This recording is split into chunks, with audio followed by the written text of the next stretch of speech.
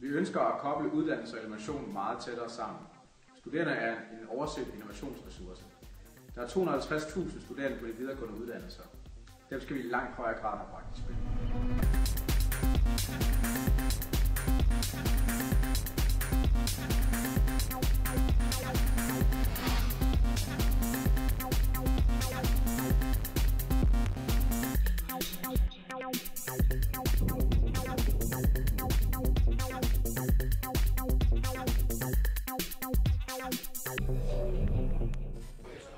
Idérig, kreativ og udmattende.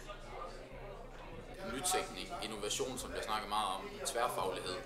Kreativt, og det har været rigtig, rigtig spændende. Givende på den måde, at vi i fællesskab er kommet frem til nogle rigtig, rigtig gode løsninger. Og så er man bare helt vildt træt efter en meget lang dag.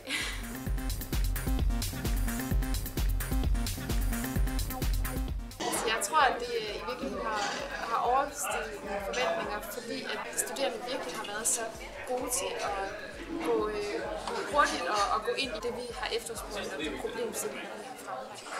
Hold da op, hvor har min hjerne arbejdet på højskole.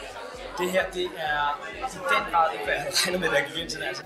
Det har været over forventning. Det har været helt fantastisk at se, hvordan så mange engagerede studerende, hvor mange forskellige idéer og hvor meget kreativitet, der kan komme ud af dem, når man sætter dem ind i sådan en ramme, som den her, vi har brugt i dag.